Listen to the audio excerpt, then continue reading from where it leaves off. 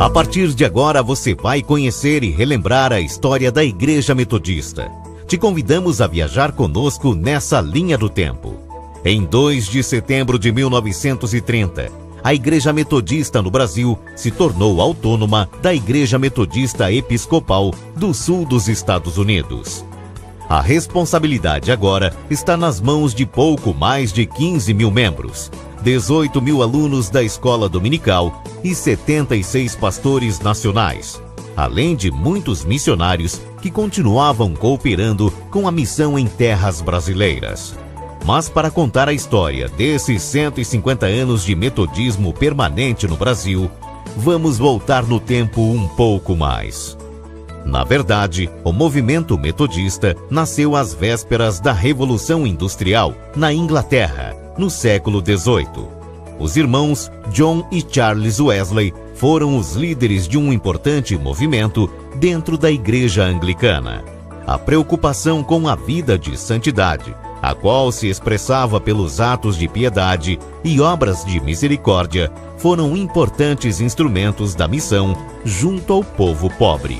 A pregação ao ar livre, de forma leiga, itinerante, e os pequenos grupos formados por Wesley na Universidade de Oxford, chamado por ele de Clube Santo, foram marcantes para o início do metodismo. Aliás, para John Wesley, George Whitefield e Charles Wesley, considerados os pilares do movimento metodista, as pregações às classes excluídas eram de extrema importância. O trabalho deles possuía um forte caráter popular de responsabilidade social. Já em 24 de maio de 1738, na rua Aldersgate, em Londres, Wesley passou por uma experiência espiritual extraordinária, que ele mesmo relatou em seu diário. Ele chegou a dizer que seu coração ardia de uma maneira estranha. Esse sentimento fez posteriormente que todos os metodistas, ao redor do mundo, celebrassem no dia 24 de maio a experiência do coração aquecido. A experiência wesleyana, no século XVIII, moveu os corações dos metodistas na Inglaterra. Em 1748, foi fundada a Kingswood School, a primeira escola metodista do mundo que foi instalada visando atender os filhos dos trabalhadores das minas, e seu principal objetivo consistia em educar as crianças mais carentes, que tinham um ensino precário. O estilo de vida disciplinado wesleyano foi tão forte que 4 anos após a morte de John Wesley, o movimento rompeu com a Igreja Anglicana, se tornando Igreja Metodista. De lá para cá, muitas coisas aconteceram. Uma delas foi a expansão do metodismo nos Estados Unidos da América, de uma forma surpreendente. O inglês Francis Asbury foi para a América em 1771, onde se tornou um missionário muito importante para a história do metodismo nos Estados Unidos. Ele foi nomeado por John Wesley em 1784 como superintendente do trabalho metodista na América. E por 32 anos, após essa nomeação, ele liderou o metodismo naquele continente. Infelizmente, a escravidão se tornou um fator de divisão entre os metodistas americanos. No sul escravagista, em 1846, formou-se a Igreja Metodista Episcopal Sul, aliás, a principal responsável pelo trabalho missionário no Brasil. Na década de 1830, chegaram os primeiros espias em terras brasileiras. O reverendo Fontaine Pitts desembarcou no Brasil em 1835, mas no ano seguinte ele foi sucedido por Justin Spalding. Spalding pediu reforços missionários e em 1837 o reverendo Daniel Kidd chega ao Brasil. Ambos permaneceram no país até 1841, ano em que a missão foi interrompida, mas deixou os caminhos abertos para os novos missionários.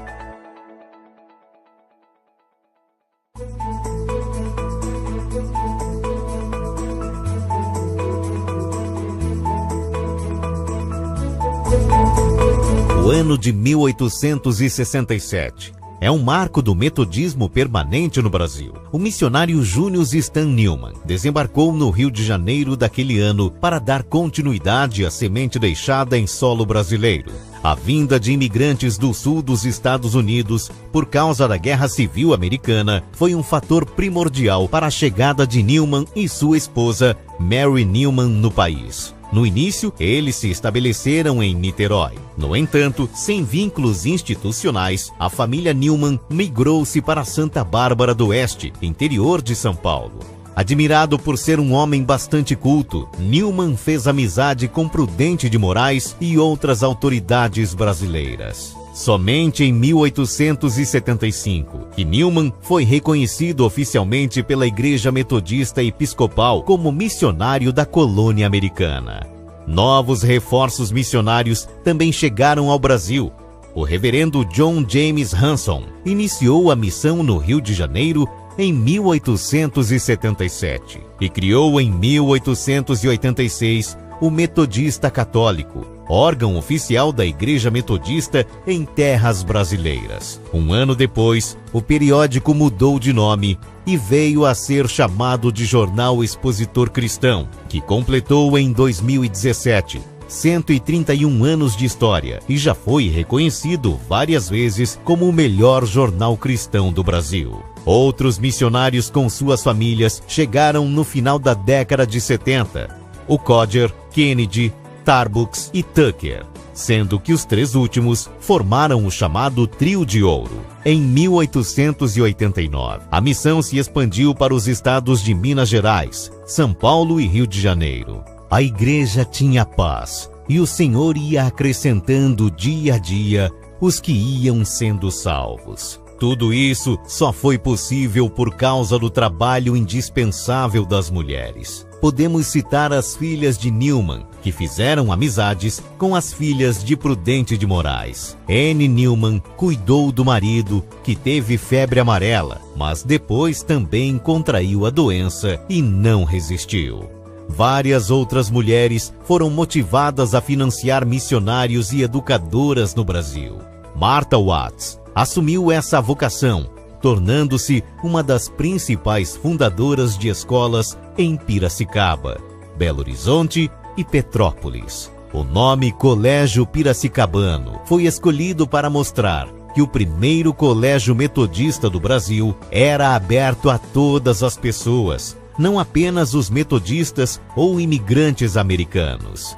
Martha era muito preocupada com a missão evangelizadora e com a educação feminina. Aliás, a educação nunca esteve distante da missão da Igreja Metodista. Novos colégios foram criados por todo o Brasil, pelas educadoras metodistas e pelos missionários. E assim, a missão se expandia pelas terras brasileiras, alcançando cidades. Em 1880, o reverendo Justus Nelson iniciou o trabalho missionário em Belém do Pará. No Nordeste, houve uma tentativa de implantação do metodismo no mesmo ano pelo missionário Jorge Ning, acompanhado por um grupo de missionários. Enquanto a igreja crescia missionariamente, escolas eram abertas. Martha Watts continuou seu trabalho junto com outras educadoras. Em 1895, ela fundou o Colégio Americano de Petrópolis. Leonora Smith fundou o Colégio Metodista em Ribeirão Preto. Ela destacou-se pelas atuações de suas professoras no atendimento às vítimas de febre amarela, que assolou a cidade em 1903. Já em 1906, o missionário Hugh Clarence Tucker, para atender a população carente do Rio de Janeiro, fundou o Instituto Central do Povo.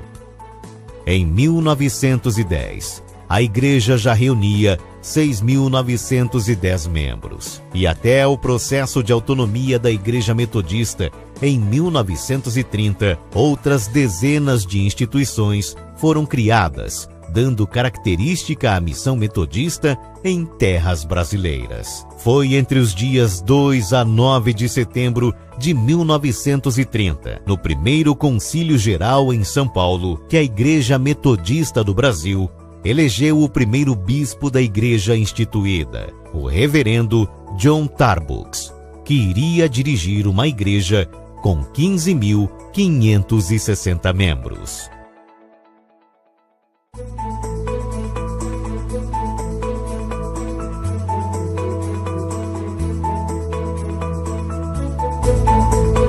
Passado o período da autonomia, realizou-se no Rio de Janeiro, em 1932, a 9ª Convenção Mundial de Escolas Dominicais. Otília de Oliveira Chaves, casada com o futuro reitor da Faculdade de Teologia, Derli Chaves, foi uma das delegadas e relatora das comissões. Uma das atuações de Otília foi como presidente da Federação das Sociedades Metodistas de Mulheres da Conferência Anual Brasileira. Participou de vários congressos de mulheres metodistas na América Latina. O primeiro foi realizado em 1942, na Argentina. Depois Montevidéu, Lima e no Rio de Janeiro. Em 1948, além de lecionar no Colégio Americano, continuava o trabalho na região, mas foi numa visita aos Estados Unidos que ela recebeu o convite para estudar no exterior. O mestrado foi concluído aos 52 anos em Nashville. Uma outra missionária que trabalhava arduamente no país foi a Eunice Weaver. Eunice colaborou no processo de inclusão de filhas e filhos de pais portadores de hanseníase. O educandário Carlos Chagas, em Juiz de Fora, também teve as mãos de Eunice Weaver como a fundadora da instituição. Em 1932, com o Programa de Assistência e Defesa contra a Lepra. 2 anos mais tarde, em 1934, temos o segundo Concílio Geral com a eleição de um bispo brasileiro, César da Corso Filho. Já em 1938, no terceiro Concílio Geral, as faculdades de teologias de Porto Alegre e Minas Gerais deixariam de existir para dar lugar à Faculdade de Teologia da Igreja Metodista, em São Bernardo do Campo.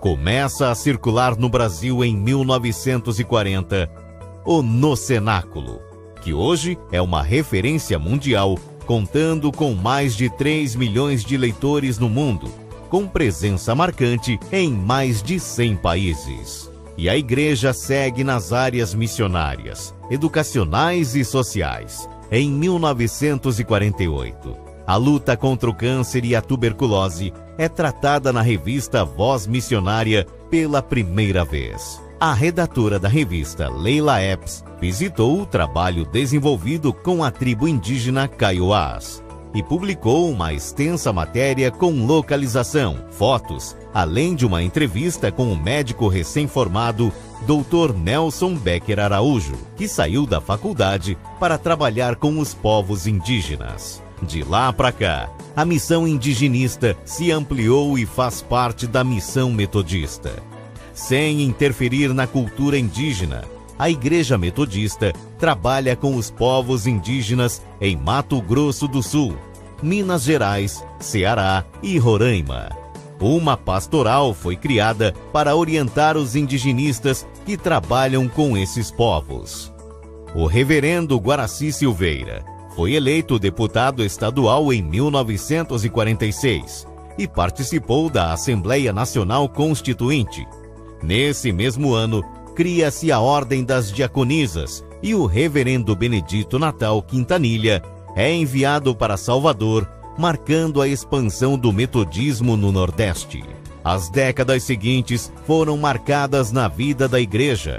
Em 1955, aprova-se o número de 5 regiões eclesiásticas. Em 1959, o reverendo Dorival Belk inicia o metodismo em Recife.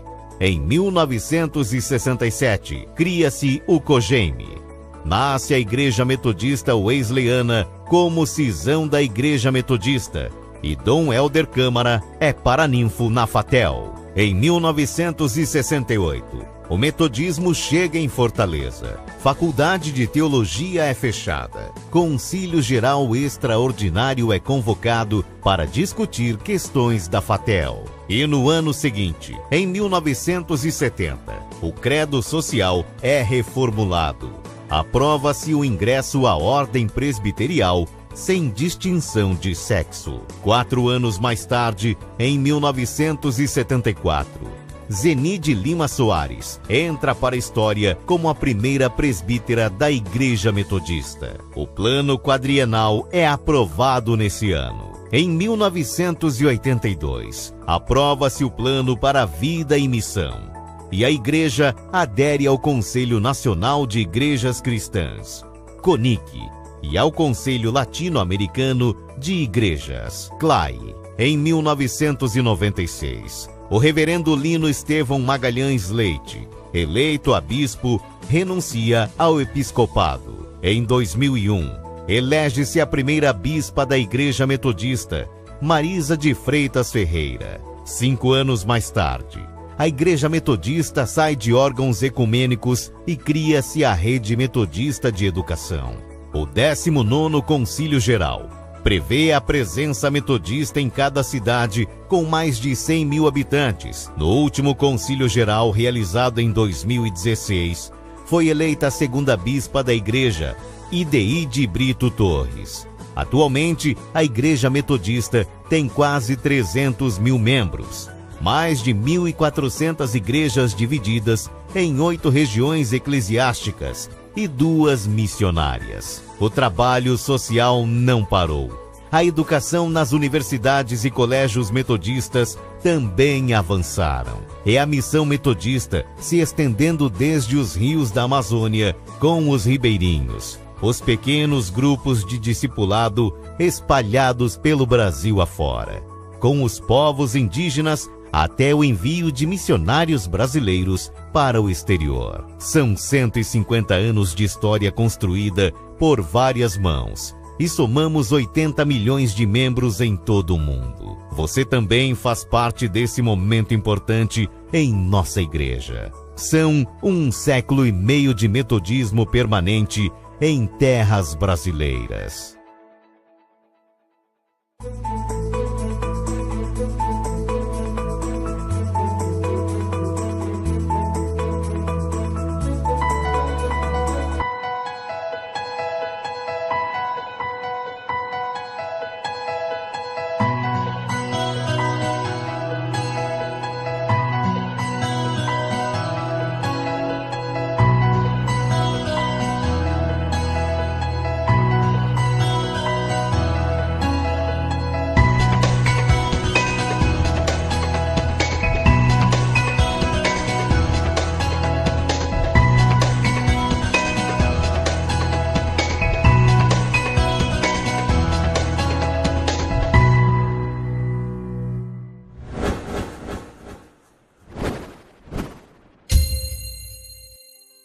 A nossa vida foi muito sacrificada, mas graças a Deus nós vencemos. Amém. Graças a Deus.